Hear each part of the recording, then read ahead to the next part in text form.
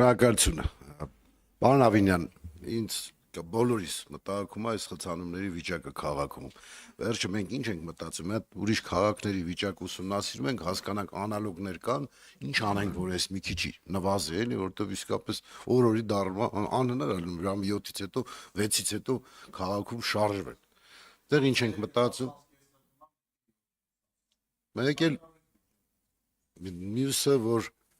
վերջը գոնե ամեն վարչական շրջան 1-2 տուալետ կարողանանք տեղադրել, այդ դրեք այդ բյուջեի մեջ այդ փողը, էլի, որպես վերջը տուրիստները նայում ես, ով որտեղ հասնում են տուալետ, այս երկու հարցն խնդրում եմ։ Շնորհակալ եմ, պարոն Բագրատյան, երկրորդ հարցով ոնց որ զուգարանների արդեն նախագծեր ունենք, որոնք որ պետք է այս տարի ճիշտ եմ ասում, պարոն Հովհաննիսյան։ Զուգարանների նախագծեր ձեր գծով չի։ Ես ինչքան հիշում եմ, մոտավորապես 10 թե 12 նախագիծ ունենք, որոնք որ արդեն նախագծման փուլում են։ Ինչ վերաբերում է խցանումներին, այստեղ մի փոքր ավելի կոմպլեքս է խնդիրը։ Եվ բոլոր քաղաքների փորձը ցույց է տալիս մի բան։ Շարժունակության խնդիրը քաղաքով մեկ ամենավատ մեթոդը, որով այդ շարժունակությունը կարող է ապահովել, դա ավտոմեքենայովն է։ Այսինքն շարժունակությանը, եթե դու իհարկե Ամերիկայի Միացյալ Նահանգները չես։ Ամերիկայի Միացյալ Նահանգները հենց ավտոմեքենայի համար նախատեսված երկիր է եւ այդ շարժունակությունը եւ հիմա վստահ եմ իրանք իրենց խնդիրները ունեն շատ մեծ դրա հետ կապված, նույն ասենք Լոս Անջելեսում խցանումները մյուս խայտարակություն են։ Բայց ինչ ենք մենք պլանավորել այդ մասով։ 2016 թվականի WIG զեկույցին զուգահեռ մենք աշխատում ենք Île-de-France ռեգիոնի ինստիտուտի հետ, որը որ իրապես շատ մեծ օգնություն է մեզ տրամադրում այդ առումով, եւ կոպիտ ասած ոնց որ մեր Երևան նախագիծը այդ աշխատանքը կաներ մեր համար, անում է Île-de-France ինստիտուտը եւ շատ շնորհակալություն Տիկին Պեկրեսին, ով այդ այսպես ասած հնարավորությունը մեզ տվել է Île-de-France-ի հիմնական ռազմավարությունը վերլուծությունները ցույց են տալիս, որ ընդհանուր առմամբ մենք պետք է որոշակի սահմանափակումներ մտցնենք փոքր կենտրոնում ավտոմեքենաների համար, դա էականորեն հետիոտնային տեղաշարժի հոսքն է փոխում։ Մենք պետք է էականորեն բարելավենք, այսինքն ստեղծենք, չունենք մենք այդ ենթակառուցվածքը, ստեղծենք հեծանիվների համար համապատասխան ենթակառուցվածքներ, եւ այս շղթայով հետո տենց բարձրանում է հաջորդը հանրային տրանսպորտն է, որտեղ ունենք ձեռք բերվելիք 250 էլեկտրոավտոբուսներ 18 մետրանոց, եւ դրանից հետո նոր գալիս է մեքենան, այսինքն եւ այս ավտոբուսների գծերն ենք շարունակում ավելացնել քաղաքում, շատ շուտով դուք տեսնելու եք նաեւ նոր ավտոբուսային գծեր Երևան քաղաքում, այսինքն մարդը պետք է իմանա, որ լավագույն միջոցը Երևան քաղաքով տեղաշարժվելու որոշ դեպքերում հետիոտնային տեղաշարժն է, որոշ դեպքերում հեծանիվն է կամ ինքնագլորը միգուցե դեռ չենք որոշել այդ հատվածը եւ մնացած դեպքերում բանն է հանրային տրանսպորտը, որը որ վստահորեն շատ ավելի արագ պետքա տեղափոխի մարդկանց քաղաքով մեկ, քան նույն ավտոմեքենան։ Այսինքն ավտոմեքենաներից մի քիչ տենց էմփուլը պետք է գա, որ երևի կշտանանք եւ սկսենք իրենց, այսպես ասած, այդ սահմանափակումները իրենց նկատմամբ եւ գիտեք օրինակ որ եթե օրինակ 5 տարի առաջ ասեին, դե տրանսպորտը այդ գազելը կռացածը մյուսը, հիմա էլ վստահաբար բոլոր խնդիրները լուծված չեն, այո, ժամանակն է մյուսն է, բայց ուզում եմ ասել, այլևս այդ ստորացուցիչ տրանսպորտային համակարգի մասին չենք խոսում։ Խոսում ենք տենց on-line վճարումներով, ավտոբուսների մասին, հապիկ ժամերին էլի որոշակի բան ունենք, խնդիր ունենք, բայց դա էլ շարունակաբար փորձում ենք լուծել, այսինքն էլի ենք ավելացնելու, ավտոբուսային գծերն ենք ավելացնելու եւ այդպես շարունակ, այսինքն մաքսիմալ հանրային տրանսպորտը պետքա ավելի ու ավելի հարմարավետ դառնա, այնքան հարմարավետ, որ ավտոին նախընտրեն հանրային տրանսպորտը։ Շնորհակալություն, էլի հարցեր խնդրեմ, պարոն Բաբայան։ Շնորհակալություն, պարոն Ավինյան, իմ հարցը ըստ էության կշարունակի պարոն Բագրատյանի հարցին։ Դուք ասացիք փոքր կենտրոնում ավտոմեքենաների սահմանափակում, բայց նաև փոքր կենտրոնում շինարարության սահմանափակման մասին պետք է խոսել, կարծում եմ, եւ այս կոնտեքստում հարցս հետեւյալին է վերաբերվում։ Արդեն երևի, չգիտեմ, կլինի 1 տարի լայնորեն գովազդվում է, բայց իմ տեղեկություններով շինթույլտվություն չունի Օրբելի փողոցի վրա 535 հարկանի շենքի նախագիծը, որը ենթադրում է առավոտյան կամ երեկոյան ժամին միանգամից 2000 մեքենայի մուտք Բաղրամյան փողոց կամ Օրբելի փողոց, որը իր հերթին նշանակում է կոլապս։ Ուզում եմ հասկանալ, ի վերջո շինթույլտվություն կա կամ լինելու է թե չէ 535 հարկանի շենքի Օրբելիում եւ ոնց կարող եւ եթե հանկարծ լինի, ոնց է դա այդ նույն տրամաբանության մեջ կենտրոնը բեռնաթափելու տրամաբանության մեջ մտնում։ Շնորհակալություն։ Շնորհակալ եմ, պարոն Բաբայան։ Գիտեք, Օրբելին իհարկե փոքր կենտրոն չի, չնայած այդտեղ շատ խիտ է երթևեկությունը, եւ այսպես ասեմ, բոլոր տեսակի որոշումները շինթույլտվություն տալ թե չտալու վերաբերյալ կայացվում են հետևյալ տրամաբանությամբ։ Նորմատիվային խախտում ունենք, չունենք, օքեյ, լավ, հիմա ընդհանուր առմամբ եկեք հասկանանք, եթե X տարածքում, այս տարածքում թույլատրելի է օրինակի համար 40% կառուցապատում։ Երևանի քաղաքապետարանը կառուցապատման տոկոսը արդեն իսկ ֆիքսել է համալիրների համար, որ 40 չի կարող լինել, պետք է լինի 30%։ Այսինքն մենք այդտեղ արդեն սահմանափակումը մտցրել ենք։ Հիմա եկեք հասկանանք, մեզ ինչն է ավելի ձեռնտու։ Եթե օրինակ այս տարածքի վրա կառուցապատվի այդ 40%-ը, թե այդ 40%-ի փոխարեն կառուցապատվի 18%-ը, ենթադրենք, բայց հարկայնությունը ավելի բարձր։ Հասկանում եք ինչ եմ ասում։ Այսինքն մեր ընդհանուր քաղաքականությունը կայանում է նրանում ոչ թե որ ավելի խիտ կառուցապատեք, ժողովուրդ ջան, այլ ավելի նոսր կառուցապատեք, բայց թույլ կտանք ավելի բարձր որոշ դեպքերում։ Եվ երբ որ այս նորմատիվային տրամաբանությամբ այս հաշվարկի մեջ նմանատիպ նախագծեր են առաջանում, որոնք ասում են շատ լավ, մենք պատրաստ ենք ավել գումար ծախսել, որովհետև բարձր կառուցապատելը ավելի թանկ արժի եւ ավելի նոսր կառուցապատել, որովհետեւ հիմա տենց շատ པարզ եմ ասում, էլի,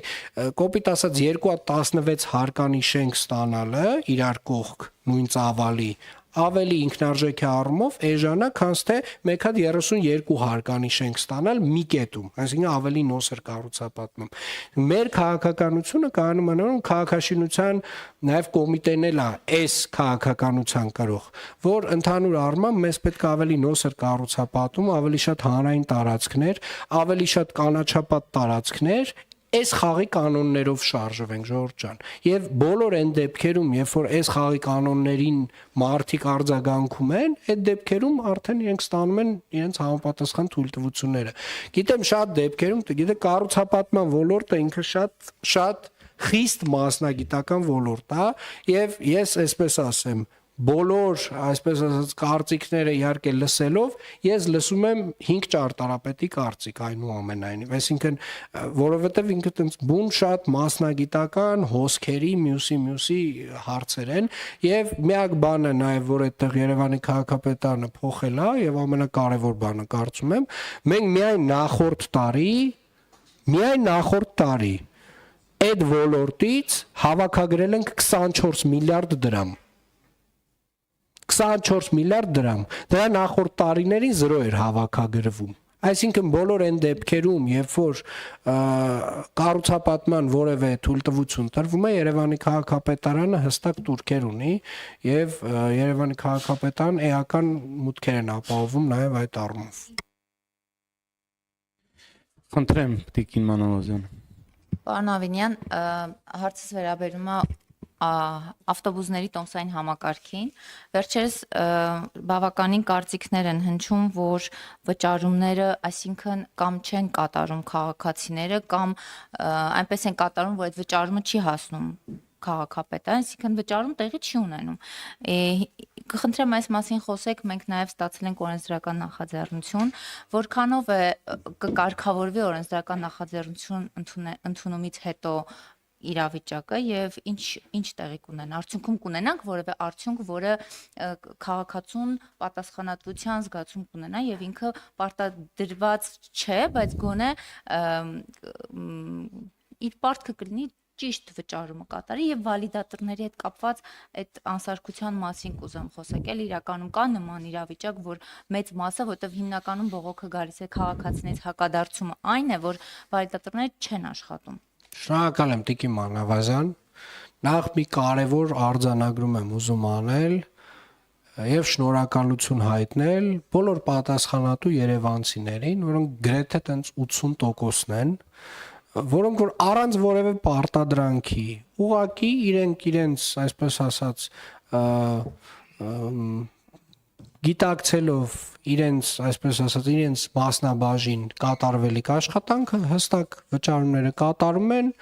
եւ այդ մարդիկ առանց որևէ պարտադրանքի իրենց այդ պատասխանատվության մասնաբաժինը հասկանալով նաեւ վճարում են տրանսպորտային համակարգի համար, որից նաեւ Երևանի քաղաքապետարանը կարողանում է արդիականացնել տրանսպորտային համակարգը, նոր ավտոբուսներ է ձեռք բերում, նոր տրոլեյբուսներ է ձեռք բերում եւ այդպես շարունակ։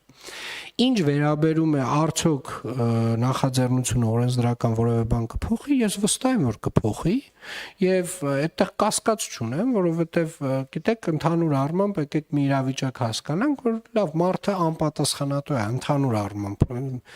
գերակշիռ մեծամասնության մասին չենք խոսում, մարդը անպատասխանատու է, հա, դե կարա չվճարի, չի վճարում, տենց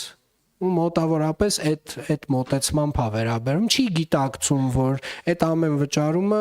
լավ վաղվա այդ ավտոբուսի վերանորոգումն է, վաղվա հաջորդ ավտոբուսի գնումն է, վաղվա հարմարավետության ապահովումն է ամբողջ քաղաքի համար։ Հիմա եկեք հասկանանք, ինքը իրան իհարկե դա չի հետաքրքրում։ Իրան հետաքրքրում է մի բան, ինքը պատասխանատվության կենթարկվի, թե ոչ։ Եթե չի ենթարկվի, շատ լավ է, ինչ ա եղել, որ Ժորժ ջան, այդպես էլ կշարունակենք, կասի շնորհակալություն, ստեսություն, բայց սենց ասեմ, տեխնիկական խնդիրները Տիկին Մանավազյան շատ տենց փոքր թիվ են կազմում, որպեսզի հասկանանք մեր համակարգերը ինչ աստիճանի ենք արդեն հասցրել, մենք ունենք ավտոբուսների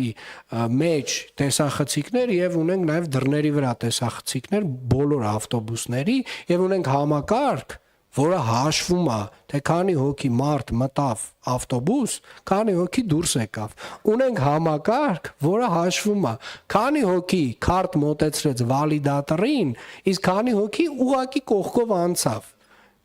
Քանի հոգի սասի կներեք QR կոդ մոտեցրեց վալիդատորին։ Քանի հոգի իր արդեն, չգիտեմ, որերորդ անգամ սև ցուցակը ընկած բանկային քարտը մոտեցրեց վալիդատորին։ Մենք այդ առումով բավականին հնարամիտ ժողովուրդ ենք եւ նույնիսկ այդ բանի շատ զարմացած դեմքն էլ կարող ենք անել, էլի այդ ընթացքում, երբ որ սասի QR կոդն ենք մոտեցնում։ Վստահաբար այնուամենայնիվ որոշակի տոկոս ունենք խնդիրների, այդ փոքր տոկոս է վալիդատորների հետ եղած խնդիրների եւ ընդհանուր նաեւ կանոնների չհասկացվածության խնդիրներ ունենք, որ օրինակ բանկային քարտով, երբ որ մեկ անգամ վճարեցիր, այդ բանկային քարտով չես կարողանում շարունակել եւս 2-3 անգամ նույն ժամանակում վճարել եւ նույնը Լոնդոնում է, որովհետեւ մեր վալիդատորը ինքը ճանաչում է ոչ թե բանկային քարտ կամ որևէ, ինքը ճանաչում է մի տեսակ բան, արձագանք, էլի, այսինքն սա արված է նրա համար, որ անսահմանափակ, այսպես ասած, քարտով մեկը օրինակ մետրոյի բոլոր բաները չսկսի բացել, այսինքն ամեն մարդ իր անձնական քարտը պետք է ունենա։ Արձագանքում եք Տիկին Մանավազյան։ Արձագանքում շատ շնորհակալ եմ իհարկե պատասխանի համար, բայց նաև պետք է ուշադիր լինենք, որ տեսեք ձեր ասած քաղաքացիները երբ որ տեսնում են օրինակ սասի QR կոդն են անցկացնում կամ սև ցուցակում հայտնված քարտը, երբ որ ստացվում է իրենց մոտ այդ process, իրանք ինքը նաև փոխանցվում է, չէ՞, դե կարամ չվճարեմ, մյուս քաղաքացուն ասում են, մյուսը տեսնում է։ Ուզում ասեմ, այս process-ը ձեզ մոտ ոնց հասկացա 20%-ն, այսինքն 80%-ը պատասխանատու պարտաճանաչ վճարող քաղաքացիներ են։ Եվ այդ 20%-ի